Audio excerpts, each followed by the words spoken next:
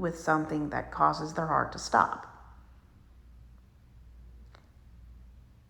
Executing somebody in an imperfect world is asinine.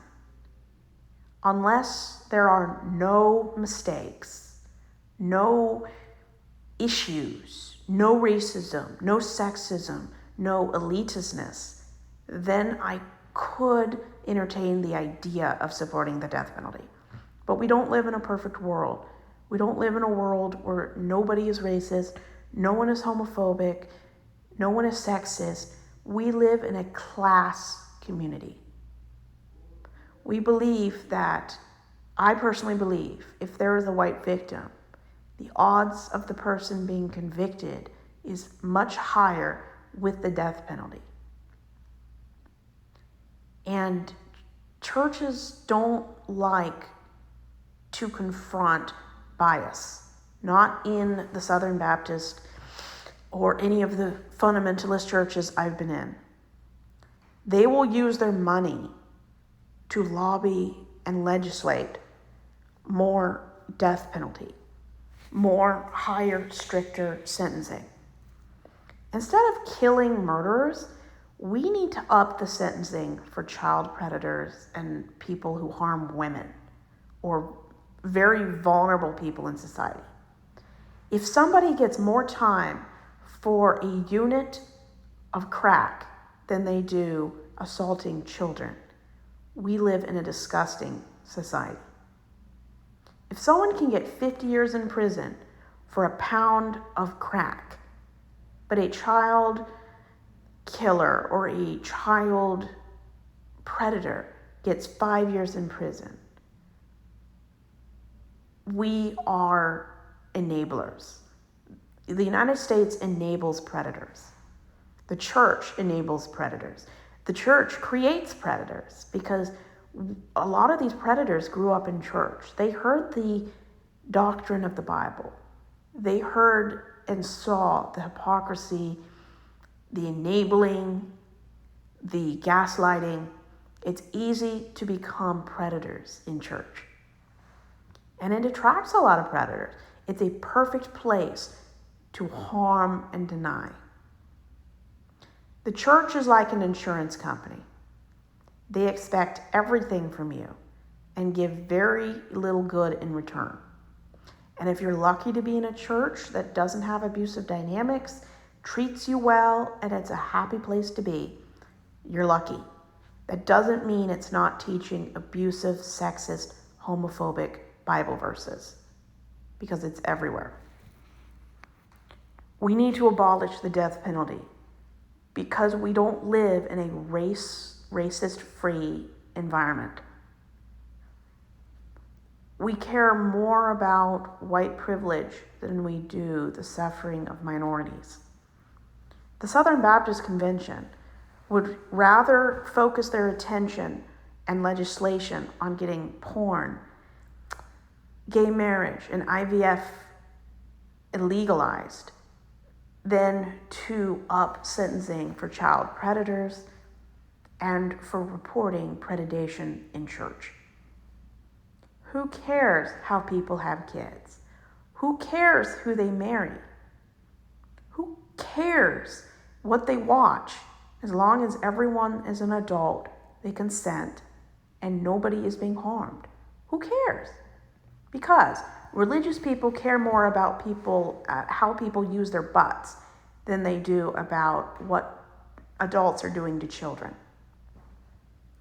And you have to have some really large cojones to talk publicly about how drag queens are preying on kids when you are a Sunday school teacher. Sunday school teachers indoctrinate kids. You can't be doing something and then accuse someone else of doing it when they're not doing it. Reading stories to kids is not indoctrination. As long as everything is factually based and you're teaching children so they can protect themselves and grow into decent citizens, that's great. You can read Bible stories to kids. As long as you read them Bible stories, stories from other religions, that's fine. As long as you don't tell them that the Bible is true, the Bible is the only religion, the only true religion, the only way to heaven, and that if you're a boy, you have to be this. That's when it becomes indoctrination. But there's nothing wrong with reading stories, as long as you read the Bible the same way you read the Iliad. It's an interesting story, but it has no authority over anybody. And thinking you have authority over someone just because you're religious is very entitled. 7% of people are killed every decade for crimes they did not commit. And sometimes it's too late when they're finally exonerated. Conservative states like Wyoming, Utah, and Ohio vowed in September of 2024 to keep pushing for the repeal of state-level death penalty sentencing.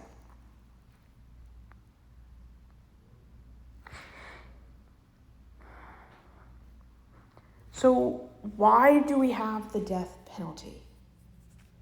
I think it started out as a moral reaction to consistent lawlessness.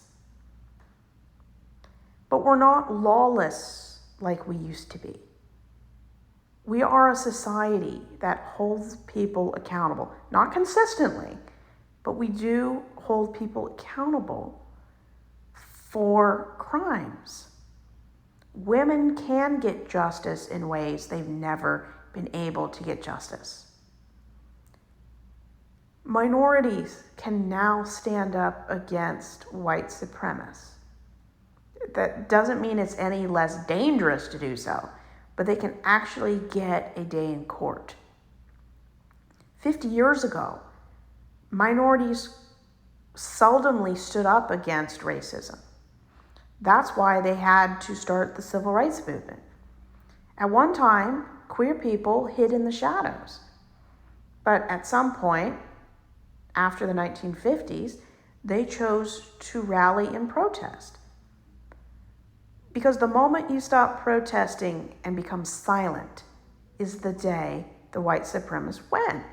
That's why cities and whole states are protesting against Donald Trump, because the moment you stop protesting is the moment the fascist wins. Democracy dies when people do nothing. And there is a our justice system is extremely flawed. But when you see the law going after people more extremely who harm the 1% or white people, like Mangione from the United Healthcare, how many people committed murder and are not getting the death penalty in New York City?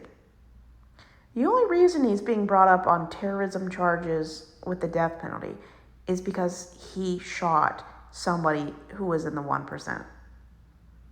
Why did they make a spectacle of him? Because he dared hold the 1% accountable, even if the way he held the 1% accountable isn't legal. I don't advocate for violence, but I do understand why people become violent when they're in a system that oppresses people. Because at some point, when you oppress people, they'll fight back in some way, whether legal, illegal, protest, whatever. People will find a way to get a better life for themselves. Killing a murderer sends the wrong message. We need to stop killing people in response to them killing people. You don't have the moral high ground if you kill a murderer. It makes you look embarrassing, is what it does. So let's look into the states that abolished the death penalty. The District of Columbia, Alaska, Colorado. Well, you know what we'll do is we'll talk about the dates. So let's start with Alaska. They abolished in 1957. Colorado, 2020. Connecticut, 2012. Delaware, 2016. Hawaii, 1957. Illinois, 2011. Iowa, 1965. Maine, 1887. Maryland, 2013. Massachusetts, 1984. Michigan, 1847. Minnesota, 1911. New Hampshire, 2019. New Jersey, 2007. New Mexico, 2009. New York, 2007. North Dakota, 1973. Rhode Island, 1984. Vermont, 1972. Virginia, 2021. Washington, 2023.